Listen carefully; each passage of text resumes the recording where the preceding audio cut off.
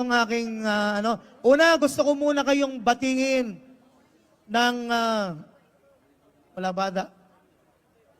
Yan. Gusto mo ko muna kayong batiin ng happy 36th anniversary. Patay po yung ating. Yan. Happy 36th anniversary. Pero, gusto ko muna po kayong bigyan ng warning, ha? Huwag tayong masyadong tumingin sa number. Ilang taon na ang gawain ni Yahweh Shaddai dito sa Hong Kong? 36 years. Huwag niyong masyadong tingnan yung 36. Pwede ba yon? Amen? Yan, huwag niyong masyadong tingnan. Although, kailangan nating i-acknowledge ang Diyos for the past 36 years, tayong lahat ay mga pinagpala ng Diyos. Amen? Kilalanin natin yon. God blesses us. Ang Diyos, pinagpapala tayo. Ang Diyos, laging gumagabay sa atin. Ang Diyos, laging kasama natin. Pero ang Diyos na ito, ang nagsasabi sa atin, huwag niyong masyadong tingnan yung edad. Ang tingnan natin, yung sinasabi ng Panginoon. Kasi para sa Panginoon, ayan, nandito lang. Huwag niyong masyadong tingnan yung 36 years. Ayan. Okay, nakikita niyo ba? Don't focus on the number 36. Kasi po, ayon sa Panginoon, ang makalaga, yes, we thank the Lord for the many blessings and guidance and for using us for 36 years. Pinasasalamatan natin ng Diyos sa paggamit sa atin ng 36 na taon. Salamat sa lahat ng kanyang blessing. Pero ang mas bigyan natin ng pansin itong sinabi ng Panginoon. Anong sabi niya sa Matthew chapter 24 verse 13? Ngunit ang mananatiling tapat hanggang wakas ang siyang maliligtas. Yan ang ating bigyan ng pansin. Hindi mahalaga yung 36 ka na naglilingkod sa Diyos, 36 years. Ang mahalaga, tayong lahat ay nananatili pa rin na naglilingkod at tapat kay Yahweh El Shaddai. Kasi yung mananatili hanggang wagas na tapat, siyon ang maliligtas. Kaya bigyan natin ng pansin yon, hindi yung 36 years. We thank the Lord for the 36 years, pero mas bigyan ng pansin natin na ang Panginoon natin nagpapala and we are still here. Marami tayong nakita, come and go. Dumadating, umaalis. Pero tayong mga nandyan, tingnan mo nga yung katabi mo. Ha? Baka sa susunod na anniversary, wala na yan. Kikinig pa ba kayo? Yan. Tingnan mo na yung katabi mo. Sabihin mo, brother, sister, baka sa susunod na taon, wala ka na. Hindi dahil kinuha na ni Lord. Baka wala na sa gawain. Sabihin mo sa katabi mo, sana sa susunod na taon, narito ka pa rin para ko yung tapat, siyang maliligtas. Amen? Yan. Malagi po akong pinakikilala na ako raw ay director ng evangelization sa diocese namin, spiritual director ng El Shaddai sa aming diocese. Pinapakilala pa ako minsan, pamangking ko raw si Bitoy. Totoo po, na pamangking ko si Michael V. Yan. Hindi ba kayo naniniwala? Yan, kasi mas kamukha ko si Derek. Derek Bobot Ortiz. Hindi po obispo ang nakumbidan nyo ngayon, obis lang. Amen? Pero ang pinakamahalaga sa mga titulong ginagamit para ipakilala ko, ang pinakagusto ko, yung pari niya na yan ay anak ni Yahweh El Shaddai.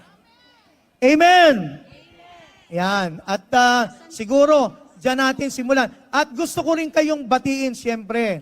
We are still here and we are still alive. Nakaraan ng pandemic, tayo naririto pa rin. Amen? Hindi ba kayo dapat magpasalamat yan? Dapat magpasalamat tayo sa Diyos. At siyempre, gusto ko rin kayong batiin. We are so blessed and we are still serving. Gusto ko rin kayong batiin ng Merry, Merry Christmas. Pakibati po yung katabi ng Merry Christmas. Happy New Year. Ayan. Kaya lang, siyempre, malayo tayo sa pamilya at siyang magiging topic ko ngayon. Sana ay makinabang tayo. Marami sa atin magpapasko ng ang Disyembre ko ay... Huwag niyong i-deny. Siyempre, malayo sa pamilya. Siyempre, hindi naman, it's okay not to be okay. Kasi pagka inaamin mo na hindi ka okay, lalo kang bibigyan ng pagpapala ng Diyos. Amen?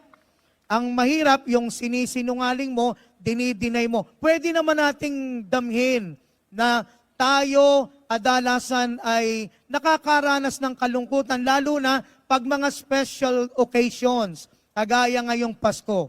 May mga magpapasko sa atin, nag-iisa doon sa kanyang apartment. Ang Disyembre ko ay malungkot. Tapos, bigla mong maalala si Yahweh El Shaddai. Amen? Mawawalang bigla ang lungkot mo dahil bibigyan at pupunuan ni Yahweh El Shaddai ng pagpapala at ng kagalakan ng iyong puso. Amen? Bilang tao, nalulungkot tayo. Siyempre, sino ba naman ang hindi? Ako po, si Father Benny, naging OFW din po ako. Noong ilang taon po akong nanirahan sa Amerika, several years ago, at malayo po ako sa mga kaibigan, sa pamilya. Talaga pong mahirap. Ako po, pari pa. Lalo na pagka winter, pagka mga ganitong panahon, talaga pong nakalulungkot. Kaya nararamdaman ko po ang nararamdaman ninyo. Pero, ayan, ngayong December, makikita na naman natin. Pero alam nyo mga kapatid, nakikita po ng Diyos ang inyong mga pagtitiis. Naniniwala ba kayo? Amen? Actually, di naman ng Diyos yung ating pagtitiis. Ang kakaiba sa ating mga Kristiyano, hindi tayo naniniwala na ang Diyos ay nandun lang sa langit at tinatanaw tayo. From a distance. Di ba may kanta pa nun? From a distance, God is watching us. God is watching us. God is watching us from a distance. Tayong mga Kristiyano, hindi tayo naniniwala na ang Diyos ay nanatili doon sa langit. Ang Diyos natin, pumunta sa atin sapagkat di naman niya ano man yung mga nararanasan natin. Kaya yung mga pagtitiis na nararanasan natin, nararamdaman po yan at naiintindihan ng Diyos. Kaya nakiisa siya sa atin. Ito po ang aking topic, mga kapatid. Ang binigay pong sa aking topic ay loving our family from a distance. Yan. Pagmamahal, mamahalin natin ang ating mga mahal sa buhay, lalo ng ating pamilya, pero sa malayong lugar. Katulad ng karanasan natin dito sa Hong Kong at sa iba pang mga panig ng daigdig na muli magpapasko sa ganitong sitwasyon. At siguro magandang simulan natin dito. Nakikita nyo ba yung board natin, yung ating LED? Our common call to love. Ang ating pong tawag sa atin bilang mga Kristiyano ay simple lang, umibig. The twofold commandments of love. Ano yung twofold commandments? Ito ang siguraduhin mo sa buhay mo. Hindi mo na kailangan kabisadihin yung 10 utos. Ito lang ang siguraduhin mo. Mahalin mo ang Diyos ng higit sa lahat. The love of God. I-assure mo yung sarili mo, siguraduhin mo sa buhay mo, si Yahweh El Shaddai ang pinaka. Amen? Mas importante pa sa sweldo mo. Do I hear amen? Totoo? Amen. Ang mga anak ni Yahweh El Shaddai, siya kasi ang nagpapala sa atin. Kaya dapat tayo'y mabuhay na siya ang pangunangin sa ating buhay. More than anyone else and anything else, over and above anyone in your life. May mga mahal kayong tao, di ba? Amen? Lahat tayo. Pero, dapat, bukod kanino mang tao, dapat patunayan mo sa iyong buhay, siguraduhin mo, mas mahal mo si Yahweh El Shaddai. At yung pagmamahal na yun sa Diyos, dapat maipakita natin sa pag-ibig natin sa ating kapwa. Tingnan mo nga yung katabi mo. Madali bang ibigin yan? Amen? Para, doon pa sa, siyempre, tatabi ka ba sa madaling, sa hindi mo kabate? Tumingin ka sa gawi-gawi ron, makakakita ka ng, El Shaddai pala tong buwisit nito. makikita mo yung medyo sister mong hindi mo masyadong gusto. Ayan. Love your neighbor. Sabi ni San Juan, kung hindi mo kayang mahalin ang Diyos, ang iyong kapwa, yung taong nagsasabing mahal niya ang Diyos na hindi niya makuhang mahalin yung kapwa niya ay sinungaling. Paano niyang masasabing mahal niya ang Diyos kung hindi niya kayang mahalin yung kanyang kapwa? Amen? Kaya dapat mahalin yung kapwa. At itong pag-ibig na ito, kasama po yung mga madaling mahalin. Yung mga dabarkats mo, yung mga katropa mo, yung mga kasama mo sa trabahong madaling mahalin, yung mga mahal mo sa buhay, yung mister mo dati madaling mahalin. Lalo na nung nagsisimula pa lang kayo, pagkatapos ng 10 taon, 15 taon, parang mahirap nang mahalin. Andiyan po ba kayo? Nalipat na dun sa mga unlovable kasi kasamang pinamamahal ng Diyos, hindi lang yung mga madaling mahalin, pati yung mga mahirap mahalin. Yung asawa mo dati dun sa madaling mahalin, nung nagliligawan pa lang kayo, ang sarap halikan. Yung halikan mo siya ay pangarap. Wow. Nung bago kayong mag-asawa, pag hinahalikan ka ng mister mo, wow, napakasarap.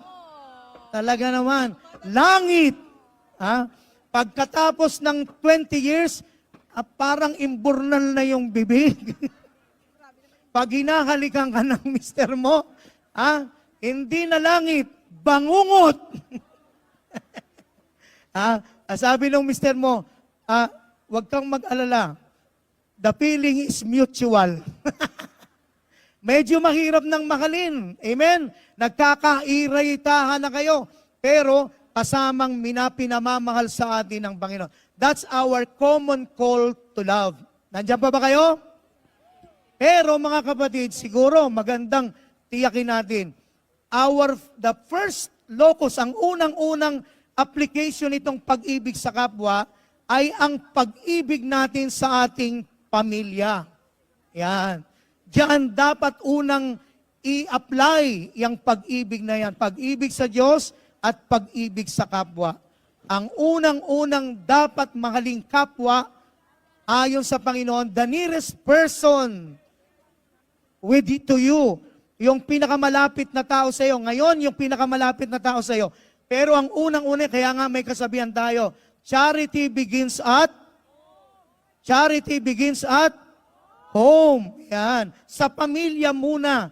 At kaya nga ho, mga kapatid, sa totoo lang, ito kasi ang basic unit of our society and the church. Ito ang pinakamaliit na bahagi ng simbahan at ng lipunan. Kaya ho, mga kapatid, parang katawan natin, ang katawan nating mga tao, binubuo ng mga cells, pinakamaliit na unit ng ating body. Pag maraming sirang cells, ibig sabihin nun, hindi rin maganda yung katawan ng taong yon. Ganon din ho ang pamilya. Kaya ho, marami. The easiest way therefore to destroy a society and the church is to destroy the family. Nakikinig ba kayo? Yan. Alam nyo, kung gustong sirain ng Diyos ang isang lipunan, gusto rin sirain ng Diyos ang simbahan, sirain ng demonyo ang simbahan, ang una niyang sisirain ay ang ating pamilya. Yan ang unang-unang target ng demonyo. Sirain ang ating pamilya. At sa totoo, ayaw po ng Diyos ng hiwalay, ng wasak. Division is not from God. Hindi po galing sa Diyos ang division. Alam niyo yung salitang diabolos, salitang Griego po yan eh. Diyan galing yung salitang diablo. Diyan galing yung salitang devil. Alam niyo ang ibig sabihin yan sa salitang Griego? Literally ang ibig sabihin niya, slanderer. He who divides, siya na lumilika ng pagkakabahagi. Kaya kung meron kang kasamahan o ikaw mismo, nagiging sanhi ka ng pagkakagalit, pagkakabahabahagi, paghihiwa-hiwalay, ikaw ay nagpapagamit sa diabolos. Nagpapagamit ka sa demonyo kapag ka nagiging sanhi ka ng pagkakahiwa-hiwalay. Ayaw ho ng Diyos na mawasak ang pamilya. Nakikinig po kayo? Gusto ng Panginoon, intact ang pamilya kahit nasa espesyal na sitwasyon tayo. Kasi yan ang gustong-gusto ng diablo. God is love. Ang Diyos ay pag-ibig. And therefore, love unites. Ang pag-ibig po, nagbubuklod yan. Ang pag-ibig, gumagawa ng pagkakaisa. Kaya nga yung mag-asawa, di ba, ang ganda ng tawag natin sa Tagalog. Ang mag-asawa, tinatawag nating magkabiyak. Andiyan pa ba kayo? Magkabiyak, ibig sabihin dalawang magkabiyak ng iisang buo. Yan. At alam po natin, sa ibang mga lugar, may diborsyo na. Sa atin sa Pilipinas, ang mga ibang mga natin, pumasa na sa third reading yung diborsyo. Yan, sa Pilipinas. Pero kahit, alam nyo, ang mga Kristiyanong Katoliko, tayong mga Kristiyanong Katoliko, kahit po pumasa yung diborsyo sa Pilipinas, kahit maging legal, by the way, hindi po lahat ng legal ay moral. Maliwanag ba yon? Ang abortion po, legal sa Amerika. Pero kailanman hindi naging tama yung pumatay ka ng bata sa loob ng sinapupunan. Amen? Yun ay legal, pero hindi moral. Ganon din po ang diborsyo. Diretsang sinabi ng Panginoon, ang pinagsama ng Diyos, huwag paghiwalayin ng tao. At ang gusto ng diablo, magkawatak-watak ang pamilya. Kaya ho, yan ang unang inaatake ng demonyo. Sapagkat alam niya that the family is the first school of faith. Sa pamilya, unang tinuturuan ang mga tao ng pananampalataya. Ang nalulungkot lang po kami ngayon. Nandiyan pa ba kayo? Ang nalulungkot po kami, alam niyo kung ano? 9 years old, first communion, magkukumpisal yung bata, 9 na taon na, sa ngalan ng ama pa lang, hindi na alam nung bata. Ang dali lang pong ituro nun, parang kasing dali lang ng close open, tsaka kuyakoy, yung arimunding-munding, yung sa ngalan ng ama. Andiyan pa ba kayo? Yung ibang mga tao po, hindi maituro, sa ngalan ng ama pa lang, yung bata nakakaawa po. Ama namin hindi alam. Aba, Ginoong Maria, hindi alam. Ang nakakalungkot po ito. 3 years old pa lang, yung sinasabi ko kanina, 9 years old. 3 years old pa lang, sanay nang mag-cellphone yung bata. Yun na nakalulungkot. Yung mas komplikadong bagay na ituturo natin sa bata, pero yung mga basic ng pananampalataya, hindi na naituturo. Yan ang gustong-gusto ng diablo. Kasi pag walang pananampalataya ang mga anak mo, unti-unti yan masasama na doon sa mga hindi nagsisimba. Nasa evangelization po ako ngayon. Alam nyo, sa Bulacan, nagpa-survey kami. Nito lang June, alam nyo kung anong resulta? Katulad rin ng SWS sa buong Pilipinas. Alam nyo po ba sa atin sa Pilipinas, only 38% of our Catholic faithful go to church every Sunday. 38, mahigit kalahati, hindi nagsisimba. Nakikinig pa po ba kayo? Kaya ako, napakasaklap nito. Yung iba nating mga kapatid, kung pumasok ng simbahan, puro walang malay. 3 beses ang pumapasok ng simbahan. Unang pasok ng simbahan, walang kamalay-malay. Sabi nung, Pangalawang pasok ng simbahan, kalahati lang ang malay nung ikinasal, nung una nung bininyagan. Pangalawa, nung kinasal, ang isip nandoon pa sa kanyang handa, baka hindi magkasya. Nung huling pasok nung simbahan, wala talagang kamalay-malay, dedo, patay. Buhat-buhat na ng 6 katao. Kaya ho, ganyan yung marami sa ating mga Katoliko. Kaya gustong sirain ng diablo ang pamilya, kasi dito dapat unang hinuhubog ang bata sa pananampalataya. This is the family, is the first school of not only of faith, but of love. Sa pamilya, hinuhubog, umibig yung mga bata. Nakikinig pa ba kayo? Kaya ho, protektahan natin mga kapatid ang pamilya. Ang pamilya, ang unang-unang formation center. Diyan hinuhubog yung mga bata, yung mga anak ninyo. Diyan sa pamilya, unang pinapanday yung inyong mga anak. Yan ang dahilan kung bakit po talagang nagdo-double time ang diablo para itong institusyon ng pamilya ay sirain. Sa pamilya nanggagaling ang mga banal na tao. Diyan ang gagaling yung mga santo. Magbanggit kayo ng santo, walang santong pumuslit lamang sa mundo. Lahat ng banal na tao, lahat ng mga mabubuting mga tao, lahat ng yan ay galing, hinubog sa pamilya. Amen? Pero wag ka, mga kapatid, hindi lang po mga santo, pati po yung mga masasamang tao ay homemade din. Evil people are also made in the family. Ito po'y galing din sa pamilya. Kaya po, kapag hindi mabuti yung pamilya, lumilikha din ng masasamang tao. Kaya ho, napakahalaga na protektahan natin. Because evil people are also homemade. Galing din po, as anuhin nyo, pag-aralan ninyo yung buhay ng mga naging masasamang tao sa mundo, makikita nyo nagsimula yung kanilang kasamaan sa paghubog sa pamilya. Kaya po, ang unang message sa atin, mga kapatid, protect your family. Protect your family. Ialay nyo sa Diyos kay Yahweh El Shaddai ang inyong pamilya. Amen.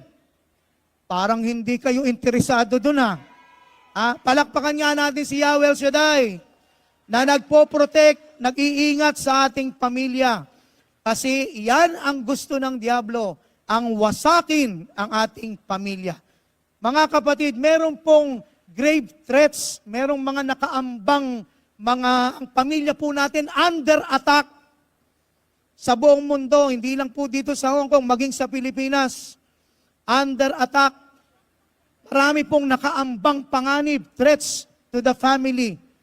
Marami pong nakaambang panganib sa ating pamilya. Una na po dyan, mga kapatid, yung culture of death. Yan, kung tawagin ni St. John Paul II, yung culture of death, kung bakit ang diablo talagang gustong wasakin ng pamilya, ang ginagawa niya mula sa pagsilang hanggang kamatayan, hanggang katandaan, ang gusto niya patayin. Pag isisilang pa lang, abortion, contraception, wag nang ituloy. Dati ho, mga kapatid, I don't know if you will agree with me. Kapag nakita na lamang buntis ka, blessing yun sa Diyos, lalo na sa Bible, no? Pagka buntis yung babae, wow! Blessing! Ngayon po, pag nalamang buntis ka, lalo na pagka wala dito yung asawa mo. Nako, hindi na blessing. Imbis na grasya, ang tingin ng tao ngayon, disgrasya. Buntis ka, parang problema agad. Yung iba kasi mga warrior, alam nyo, nakalulungkot yung iba, hindi pa dapat problemahin, pinoproblema na. Biro nyo yun, no? Nagbubuntis pa lang, ang problema nung iba, tuition fee. Nandiyan ba kayo? Hindi pa dapat. Anong sabi sa banal na kasulatan? Sapat na sa araw na ito ang problema. Amen? Yung malayo pa, wag mo munang problemahin. Yung iba, nandito pa lang sa sinapupunan, no? Hindi po ako buntis. Malaki lang yung tiyan ko. Pero, nandito pa lang, ang pinoproblema na tuition fee. Di ba? Parang yung yung naranasan nyo na ba, kumakain ka pa lang ngayon, Habang kumakain ka, iniisip mo na, ano kaya ulam natin mamaya? Andiyan ba kayo? Andiyan pa ba kayo? O, di ba? Pwede ba lasahan mo muna? Kaya hindi mo malasaan yung pagkain. Kasi, yung palang dapat ang lasahan natin. Yung iyong anak, pero sa kultura ngayon, may gugusto dyan, hindi bulag ang Diyos. Ang Diyos natin, aalagaan yung anak mo. Bibigyan ka ng pagpapala ng Diyos para yung batang iyan ay mabuhay. Pero sa mundo, ang gusto ng sanlibutan, culture of death, pagsilang pa lang, pigilan nyo na para wag kayong magkaroon ng anak. Yan. Hanggang sa from birth to death, from womb to tomb, from sperm to germ. Talaga namang gusto ng dyablo, puro pagpatay, puro pagwasak. Kaya po, pagdating ng kamatayan, ganun din ang ginagawa. Yan ang unang nakaambang panganib sa pamilya. Diyan winawasak ng dyablo unti-unti ang pamilya. Yung pangalawa po, wala pong problema, hindi po masama ang gadget. Kaya lang po, ginagamit ito ngayon ng dyablo para po magkawasak-wasak yung pamilya.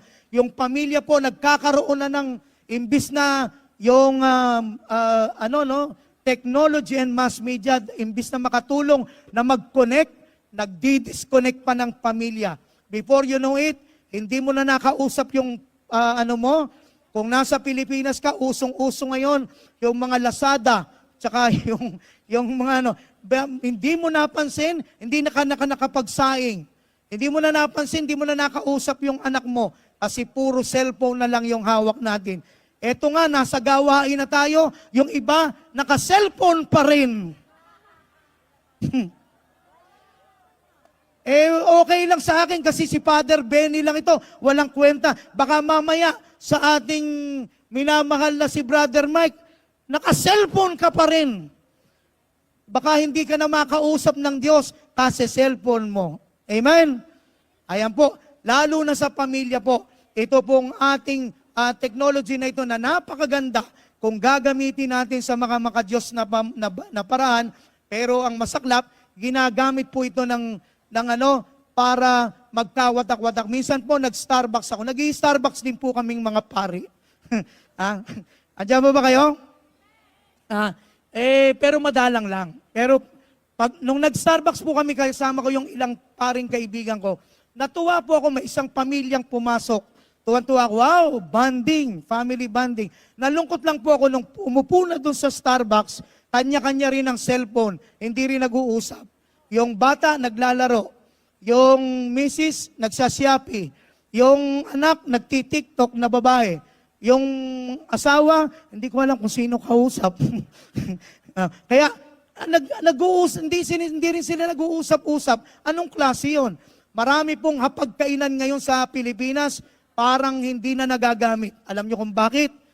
Imbis na sabay-sabay kumain at mag-usap-usap, puro nasa harap ng telebisyon. Sa Pilipinas po tayo ang number 1 sa matagal gumamit ng mga screens ng cellphones and TV, different screens. Kaya po, isa ito sa nakabantang panganib sa ating pamilya. Ito pong last, it involves us, pero hindi naman po, pwede naman po natin gawa ng paraan. Ang pangatlong nakaambang panganib sa pamilya ay ang, basahin nyo nga, parental absenteeism.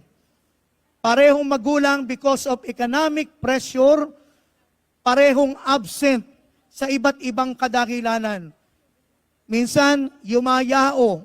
Ang unang namamatay sa mag-asawa, alam niyo ba kung sino? Alam niyo kung sino? Lalaki. Yan. Hindi ko alam kung anong ginagawa niyong mga babae. Ang babae daw, ang babae? Ang asawa, ang ilaw ng tahanan. Yung lalaki, ano tawag? Siya yung tagapundi ng ilaw. Hindi ko alam, pero because of way of life siguro, ayon sa mga doktor, mas madaling mamatay yung mga lalaki. Ang mga lalaki daw po, ang span of life sa atin sa Pilipinas, 75 years old.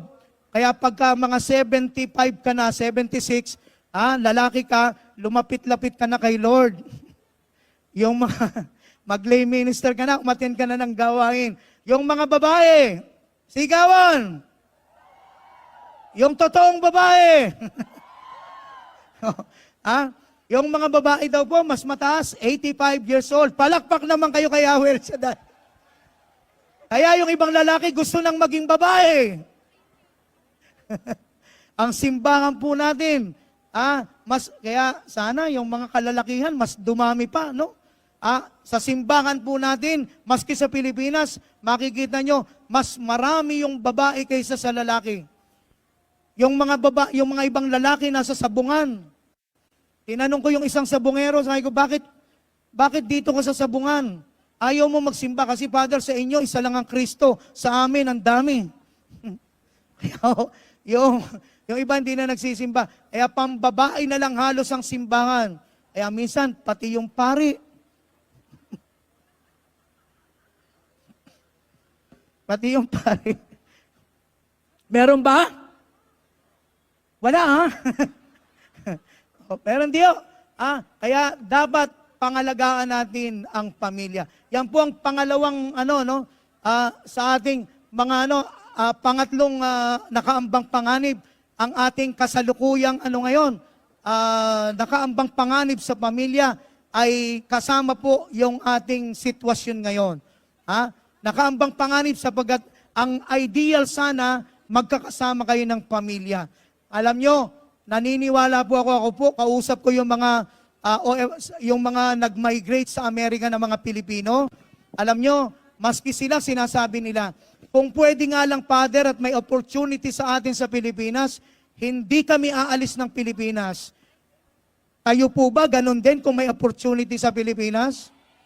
Amen? Parang hindi lahat. Totoo po, sarap kaya nung sarili mong lingwahe. Amen? Amen?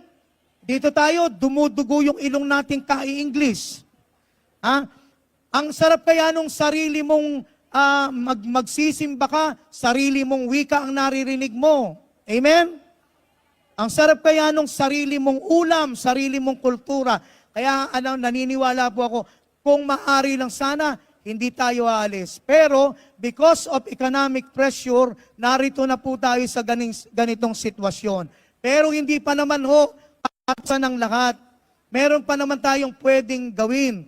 Kaya yung iba napipilitang umalis ng ating bansa para mabigyan, ipahayag yung kanilang pag-ibig sa pamamagitan ng mga pagtitiis sa paglayo sa kanilang pamilya, pangingibang bayan para kagaya ng kalagayan natin dito ngayon sa Hong Kong. Pero may mga pwede po tayong gawin. Totoo po, our situation now is very special and very difficult. Pero atin itong tinitingnan bilang challenge sa ating pananampalataya. Amen? Challenge. Ibig sabihin, pwede nating malampasan ito na hindi ang sitwasyon natin hindi maging dakilan ng pagkakawatak-watak ng pamilya ninyo, pagkakasira ng inyong pamilya. Kasi may mga paraan pa naman. Yan. Kaya nga, ang topic natin, mahalin ang ating pamilya ng malayuan. Pwede naman po yon. Although, totoo po, that love naturally draws us to our beloved. Totoo po yon. Tayong mga nagmamahal, gusto mo makasama yung minamahal mo. Totoo ba yon? Amen? Miski nga ang Diyos Ang Diyos po natin, katulad ng sinabi ko sa inyo kanina, even God did not remain a distant God. Ang Diyos po natin pinaniniwala ang mga Kristiyano, naniniwala tayong hindi na siya nga na nandun lang siya sa langit.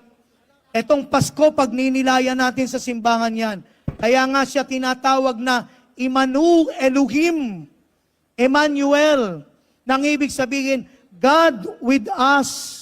lumayo siya sa piling ng Ama, so to say, para tayo damangan. Maski po ang Diyos, dahil sa pag-ibig niya sa atin, siya po ay pumunta sa atin. Sinamahan tayo. Ganyan po ang umiibig. Kaya napakahirap po talaga. Our situation is very difficult. Loving our family from a distance is a really difficult and challenging. Talaga pong totoo yan. Pero may ilang mga mungkahi po ako. Pwede bang mag-suggest? Amen?